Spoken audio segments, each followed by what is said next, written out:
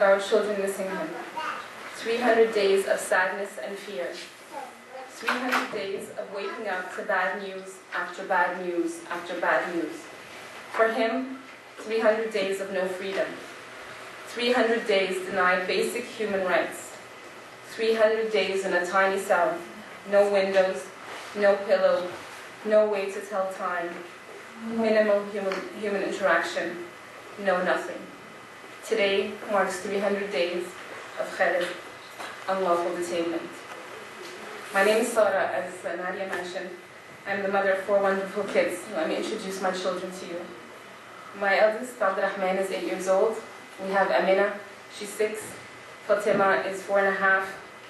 And our baby's Tahir, she's 1.5, who we named after Tahrir Square after the revolution. And when people speak to her father, even now, and tell him, I think it's about time to change her name, he says, no, she will grow up in a land of liberation, which is the meaning of her name. This is my family story. Today, I'm here to share it with you. A story that's really one among thousands of horrific stories, but unique in its own way. A story of oppression, injustice, fear, and tyranny. But it's also a story of hope and optimism for the future. Let me tell you a little bit about my family. Let me share with you my story. I was born and raised in Mississauga, Ontario. Khaled and I met on a sidewalk in front of the second cub at the University of Toronto, in Toronto, while we were both doing our Masters in Engineering. Khaled was an activist, he was an advocate of human rights, and he had really huge dreams since then.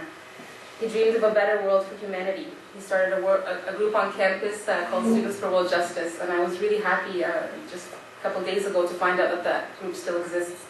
He also started OPS, OSP, or Orphan Sponsorship Program, which sponsors orphans all over the world, and I was really happy to see that they're now sponsoring, students at University of Toronto are now sponsoring over 120 orphans yearly.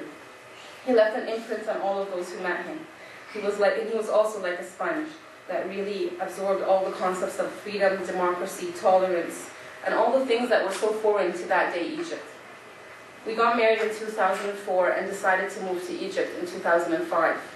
We both were engineers, but we decided to do something different. We started a school. We have a school in Egypt that has over 1,000 students right now. We decided to do something in education. We introduced our students to concepts that were very foreign in Cairo, concepts of volunteerism, human rights, community, doing things for others. This is what Khaled was really about. 2011, we made a decision that we were coming home to Canada, and then we heard word of the revolution. We both decided that we were going to be part of this. On January 25th, 2011, Khaled was in Tahrir Square.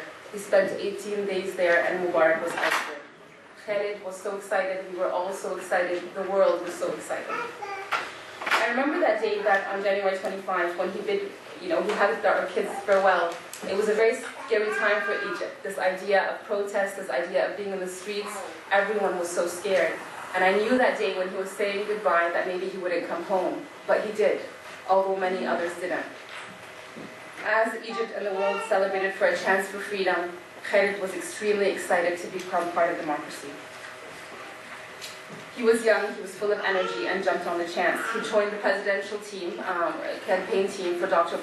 Morsi, and he was part of the media team for the campaign, and they won. They won the first democratic elections in Egypt after over 100 years or longer. Khaled was appointed as part of the presidential chief staff. He worked on files of foreign affairs, human rights, and women's rights. And he worked very hard. I watched Khaled over that year of President Morsi's presidency work over 12 hours a day, trying to make Egypt a better place. I was so happy last week I met someone from Human Rights Watch, and the first thing that person said to me was, I want you to thank Khaled, because he was one of the few people in Egypt. He was actually the first person in Egypt that allowed Human Rights Watch to come into the presidency and begin doing work freely in Egypt. So I really feel it's important for us to mention that. July 3rd came about, the world was watching. General Sisi announced the coup at 7 o'clock, and that was when our world came to a stop. It was Khaled's birthday. He turned 34 last July 3rd. Abdurrahman sent him an email saying, "Happy birthday, Baba, I'm waiting for you to come home." And he did not come home. I lost contact with him right at the time that the coup was announced. We spent almost 2 months not knowing anything about him. He was detained along with the president and 8 other presidential aides that day. We had no idea where they were. We had no idea if they were alive. We had no idea about anything. They were not part of any system. No one made any announcements. We didn't know who to talk to about anything. We just used to get a few phone calls, random phone calls, every couple of days, never knowing when they'd come, just to say that he's alive, and him asking me about myself and the children. My children asked me about their father, and they continue to ask about him. Their eyes are full of sadness, confusion, as they remember their father and how he used to tell them that he was fixing Egypt, making their home a better place. I struggled, I continue to struggle, to look back in their eyes and explain to them the concepts of injustice and oppression. I really do not want them to lose hope in humanity. For the last 300 days, I have awakened to bad news after bad news after bad news. I have continued to live the worst case scenario. News of death of friends, imprisonment, harassment, corruption, lies, threats, and the list goes on. Our family has been subjected to continuous targeting. Khaled's elderly father was arrested 5 months ago, over 5 months ago, for absolutely, we have no idea till today why he was arrested. He has yet to be charged. He suffered a heart attack last month in prison, and he remains there. Our lives have been torn apart, and we are just one example of over 22,000 political prisoners in Egypt. I meet families on my lines up into our prison, and I'll tell you a little bit about that. And I hear horrific stories over and over and over. It's important to mention that Human Rights Watch and Amnesty International and the UN have all documented Khaled's detainment as an enforced disappearance incommunicado, and that he needs to be released immediately. So Khaled remained in a military facility for 3 months, and it was early December when I decided that I could not remain quiet any longer. People kept telling me, stay quiet and he might be released, stay quiet and he might be released, but I just couldn't stay home and watch my kids suffer and just leave it at that. So early December I met with Human Rights Watch, and they published a report that Khaled and 5 others were political prisoners and were not accounted for. December 17th, Khaled was blindfolded, led at gunpoint, and taken to Tora prison from the military compound that he was in. We were now part of the legal system, at least a prison system. He was a number. When he was initially moved to Tora, I had no idea where he was. Those must have been the few scariest days of my life. I had no idea what was going on with him. I didn't know where he was until I received 2 weeks later a torn piece of paper bag from him, my first signal that he was alive. And I'm going to stop now and read it to you so that Khaled himself can continue the story.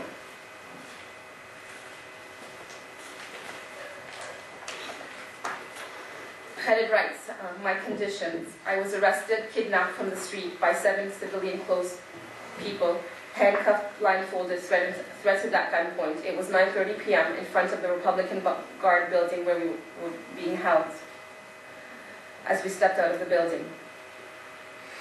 They took us to a maximum security prison, put us in solitary confinement. They took our bags and IDs. They were stolen from us. And these were people from Amn al-Dawla, which are the security forces of Egypt. Secret. We were given torn prison suits. It was the coldest day of the year, December 17th. I was given 2 small blankets and a very cold and damp prison cell with open windows that opened up into the inside of the prison. The prison cell was 2 by 2 meters with an unclean, uncovered toilet that did not work and an unclean sink. There was a raised window with bars that didn't close that opened up to a hallway.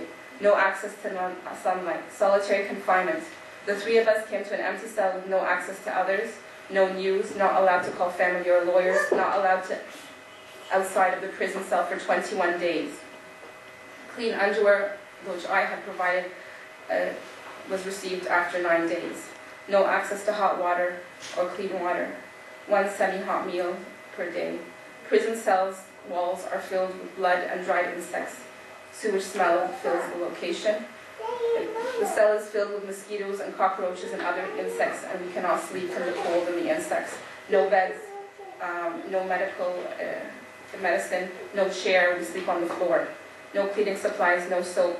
A bucket was given to us a few days later. I was allowed clothes in after 10 days through my lawyer. I was investigated with twice in the prison, first within 48 hours without a lawyer. The investigator says there's no case, there's no evidence, there's no witnesses, we're only keeping you because of your position. The prison cell is so damp that the walls are covered with water in the morning. We are not allowed to pray together in Jumeirah. No newspapers, no papers, no pens. A few people joined our prison area after a few days. We have heard torture stories, many torture stories from Amna Dawla and the military camps. So that was the first time I heard from Khaled through this paper that I received from someone. The last 3 months have continued in this manner. It didn't get much better from that. Access to lawyers only after 1 month. Our prison visits are every 3 weeks about, and we visit in a location that was just built the week Khaled was taken. It's from behind the glass wall, glass window, and our visitations are recorded, and there's a prison official standing behind us. My children had no physical contact with their father. Tahrir, when she saw her father, she did not recognize him. She's 1.5. It was very heartbreaking for all of us. I woke up again this morning to hear another number, 683. 683 death sentences. This, all of us heard the news of the 529 a few weeks ago, and the world was shocked. They said, what kind of kangaroo courts can do these mass death sentences? And no one imagined it could happen again. 683 new death sentences to me. How can the world today? How can the world stay quiet to this? As I watched the pictures of the mothers, wives, and children anguished by this decision, my heart was torn for the thousandth time this year. Is there no more humanity? I am so scared to think that I will be in my position very soon. I forgot to mention that Khaled has not been charged today. Almost a year with no charges. Last week, my Abdurrahman, we did a rally in Toronto, and a reporter came up to him and asked him, how much do you miss your father? This was the first time that Abdurrahman has spoken vocally about his father. He spent 9 months in denial, and he looked at that reporter and said to him, infinity, and he walked away. I also caught Fatima speaking on her pretend phone a couple of days ago, my 4.5-year-old, pretending she was talking to the men in prison and asking him if she can see her father. Because she used to beg them, can I just hug my dad? And he would look at her and say next time. So she would come and she heard next time, she would say, well, he said next year I can hug my dad. And that's how she interpreted the situation. I asked the international community, what crime has my family done to be ignored? What crime has Egypt done to be left in suffering, oppression, and to be forgotten like this? I am a Canadian. My children are Canadian. We are a Canadian family. I asked my Canadian government, what crime have my children done to deserve this? What crime has my husband done? Is he being punished for believing in Canada's values, dreaming of democracy in Egypt that he so loved and cherished when he was in Canada? Since I have come to Canada, I must say that I have regained a little bit of hope in humanity. I have received so much support from my friends, family, and people that I don't even know. I look forward to the Canadian government, as many MPs have already, contacted me, to put their hands in mine and help me in this fight for justice. I will close off with a few words that I received from Khaled yesterday. Yesterday, Khaled was on Saturday, he was at the prosecutor's office. He was renewed again for 15 days. Every 15 days his detention is renewed. This happens, and this is for the this is for 5 months now. Every 15 days he's renewed. So I just received this message from him. He says, please convey this message to my friends. I feel forever indebted to all of my friends. They contributed to my development. They simply helped me be who I am, more so to what they are doing now, supporting my cause and standing by my family by words that shall reach all ears, actions that will accumulate one over the other, big or small, to rock the boats that will set me free, by the prayers from the heart that reaches God Almighty without barriers and does wonders. I will give you some examples of these prayers, how these prayers have reached me. On a very hot day like today, when one gentle breeze passes, I feel that God has answered one of these prayers. When we suddenly receive permission to take a 5-minute shower after 50 hours of total lockup and solitary confinement, I feel that another prayer has been answered. When my heart aches, forcing a few tears out, remembering my wife, children, and parents, and I feel a gentle pat over my heart that comforts me, I feel certain that another prayer was answered, and so on. I feel those blessings, and I send a prayer back to all of you. Please keep the prayers going. As you can see, they are needed. God willing, we will meet soon. Khaled. Thank you.